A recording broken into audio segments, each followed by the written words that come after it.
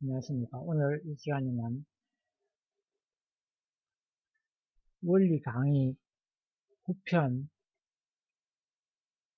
아담 가정을 중심한 복귀 섭리에 대해서 말씀을 드리겠습니다. 먼저 복귀 기대 섭리 시대의 첫 출발인 아담 가정을 중심한 복귀 섭리를 말씀을 드리도록 하겠습니다. 아담 가정을 중심한 복귀 섭리는 메시아를 위한 기대입니다.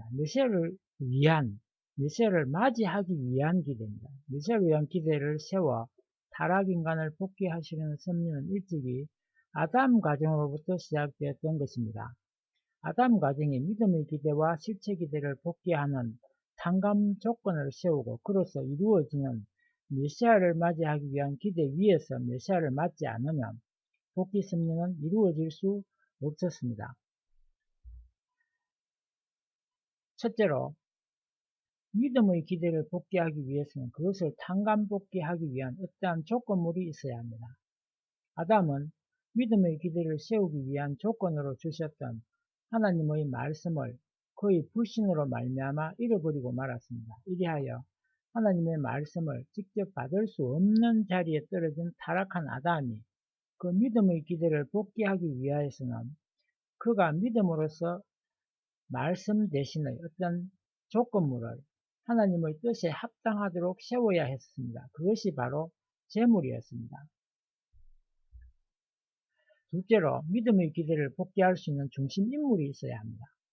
아담 가정에 있어서 중심인물은 아담 자신이었습니다. 그러나 성서의 기록을 보면 아담이 제물을 바치지 못하고 가인과 아벨로부터 제물을 바쳤던 것입니다. 그 이유는 창조 원리에 의하면 인간은 본래 한 주인을 대하도록 창조되었기 때문에 두 주인을 대하는 입장에 있는 존재를 상대로 하여 창조 원리적인 섭리를 할 수는 없습니다. 만일 하나님이 아담과 그 재물을 대한다면 사탄도 아담과 혈연 관계가 있음을 조건 삼아 이것들을 대하려고 할 것이므로 결국 아담은 하나님과 사탄의 두 주인을 대하는 비원리적인 입장에 서게 됩니다. 그러므로 하나님은 선악 두 성품의 모체가 된 아담을 선 성품적인 존재와 악 성품적인 존재의 둘로 갈라 세우는 섭리를 하시지 않을 수 없었던 것입니다. 이 목적을 위해 아담의 두 아들을 각각 선, 악의 표시체로 분립시킨 후에 그들로 하여금 하나님과 사탄을 각각 대할 수 있는, 즉 한 주인 상대의 원리적인 입장에 세워놓고 제각기 제물을 바치게 하셨던 것입니다.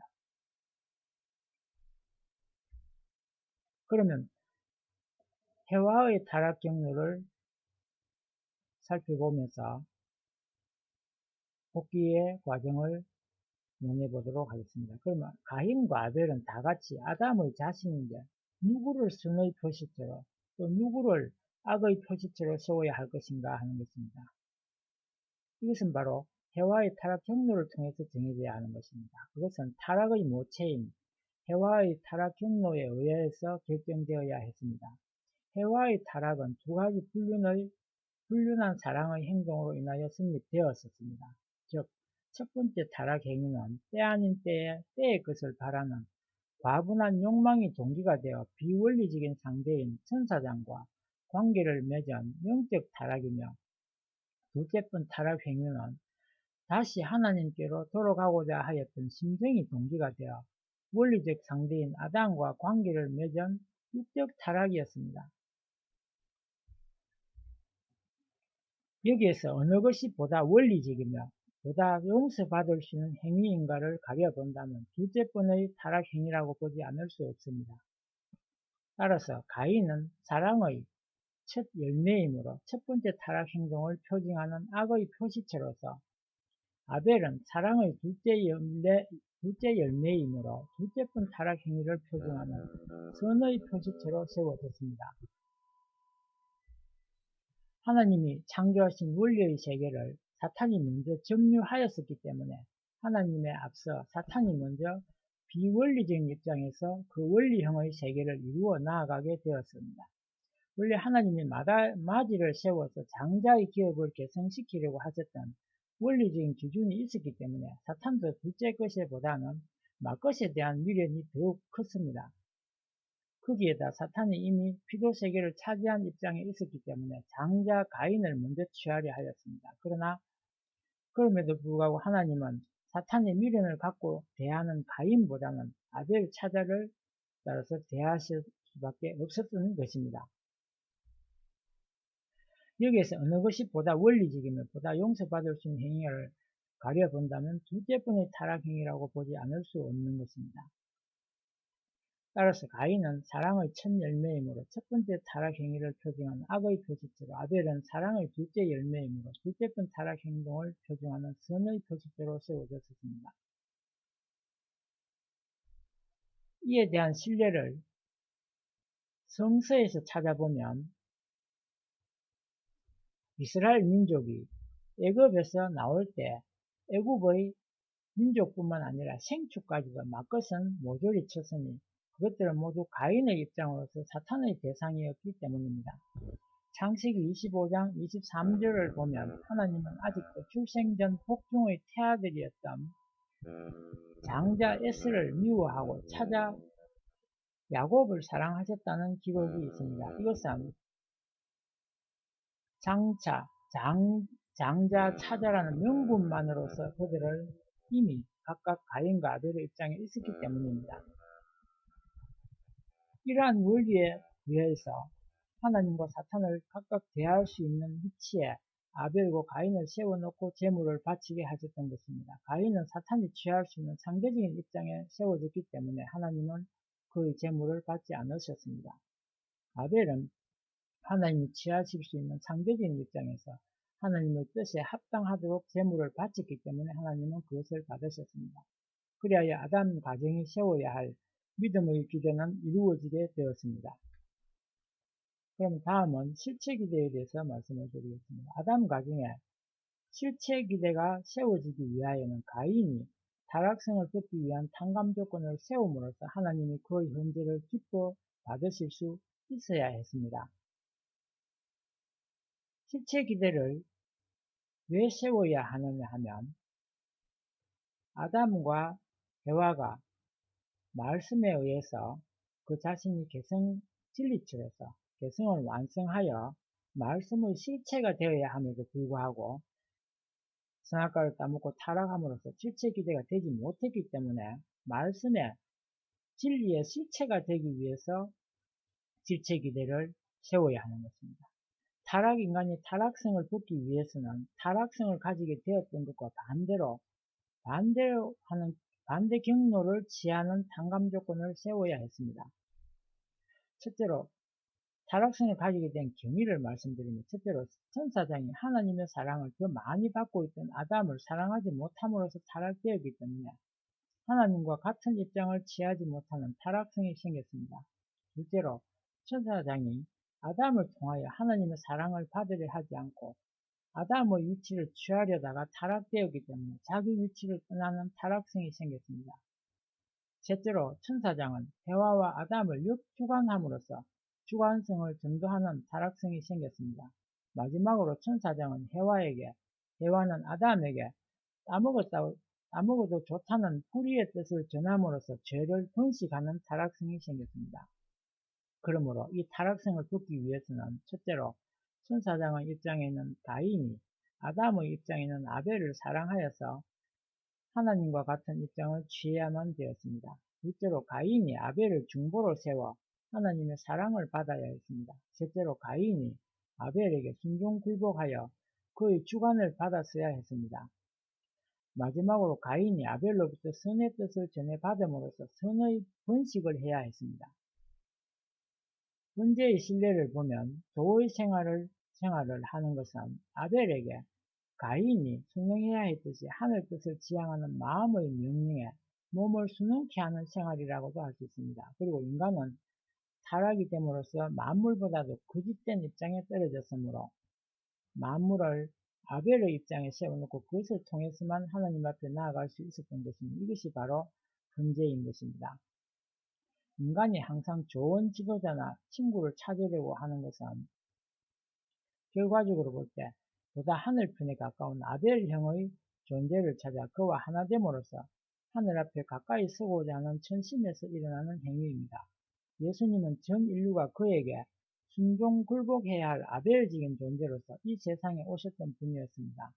따라서 그로 말미암지 않고는 천국에 들어갈 데가 없는 것입니다. 실체기대의 결과에 대해서 말씀드리겠습니다. 만일 아담 가정에서 가인이 아벨에게 순종 굴복함으로써 타락성을 벗기 위한 탕감 조건을 세웠더라면 그들은 실체 기대를 세워 메시아를 위한 가정적인 기대를 복귀하였을 것이었습니다. 그런데 가인이 아벨을 죽임으로써 천사장이 인간을 타락케 하였던 타락성 본성을 반복하게 되어 아담 가정의 실체 기대는 세워지지 않았습니다. 따라서 아담 가정을 중심한 복귀 섭리는 이루어지지 않았습니다. 아담 가정에 있어서 메시아를 맞이하기 위한 기대와 어떻게 해서 그것을 상실했는지의 말씀을 드리겠습니다. 메시아를 맞이하기 위한 기대는 믿음의 기대를 단감복귀하기 위한 틀 위에서 실체 기대를 세움으로써 이루어집니다. 그리고 헌재라는 관점에서 보면 믿음의 기대는 상징 헌재를 뜻맞게 드림으로써 복귀되고 실체 기대는 실체 헌재를 뜻맞게 드림으로써 이루어지는 것이라 볼 수 있습니다. 그러면 상징 헌재와 실체 헌재의 의의와 목적에 대해서 말씀을 드리면 상징 헌재 및 실체 헌재의 의의와 목적이 무엇인가를 알아보기로 하겠습니다. 타락으로 인하여 3대 축복이 이루어지지 않았으므로 그것을 복귀하기 위해서는 반대의 경로를 따라 먼저 만물을 복귀하기 위한 탕감 조건과 인간을 복귀하기 위한 상징적인 탕감 조건을 동시에 세워주는 상징 헌재를 드림으로써 믿음의 기대를 세워야 합니다.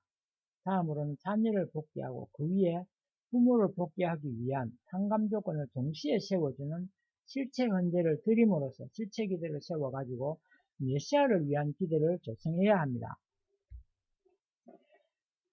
그러면 상징 헌재의 의의와 목적은 무엇일까요?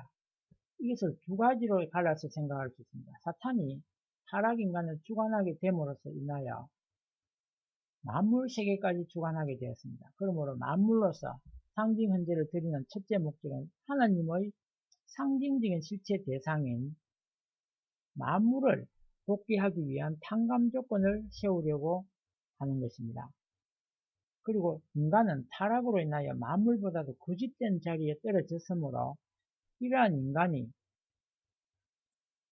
하나님 앞으로 나아가기 위해서는 창조 원리적인 질서에 준하여 자기보다도 하나님 앞에 더 가까이 있는 만물을 통하지 않으면 안됩니다.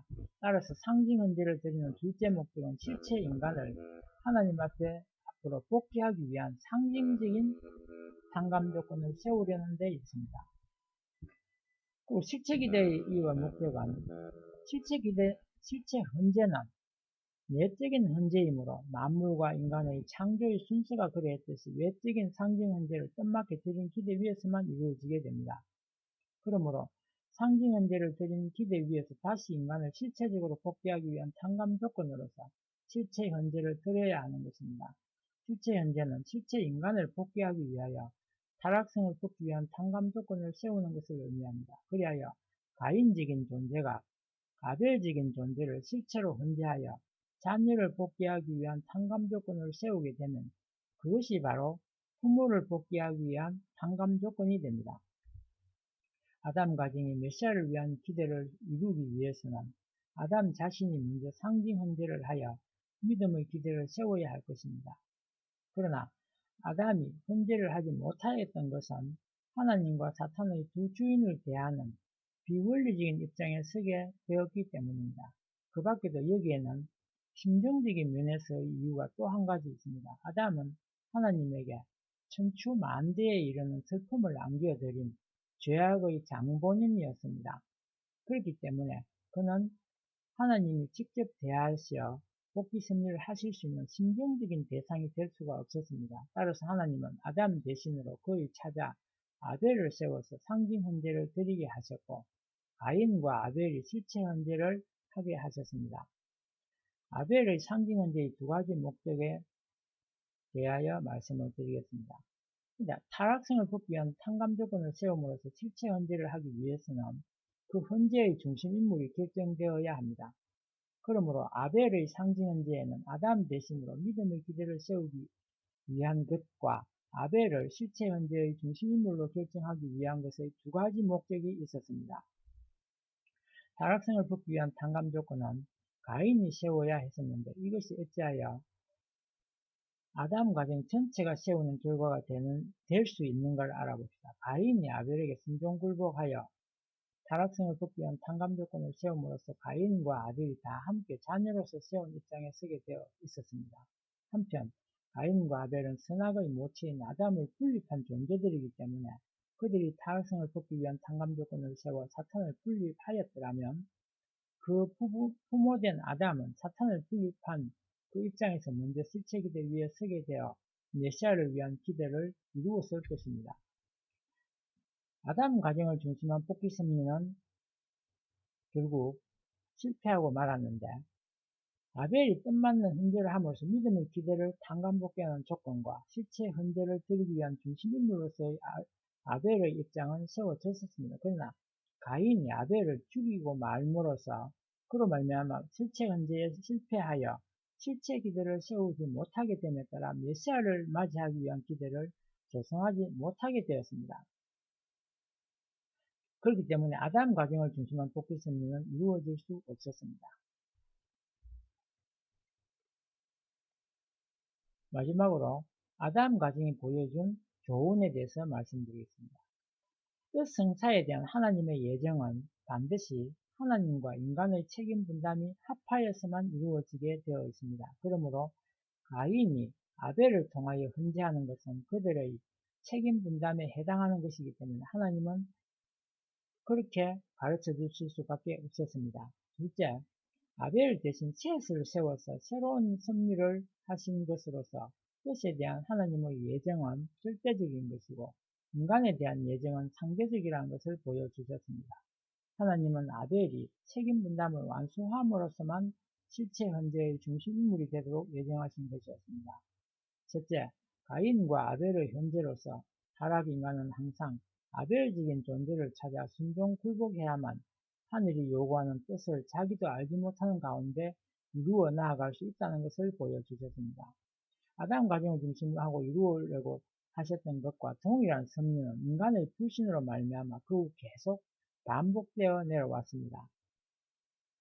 따라서 이 노정은 오늘날의 우리 자신들도 걸어야 할 탕감 노정으로서 그대로 남아져 있기 때문에 아담 가정을 중심한 복귀 섭리는 오늘 우리들에게까지도 전형적인 산 교훈이 되고 있는 것입니다. 네, 이상 끝까지 제 강의를 들어주셔서 감사합니다.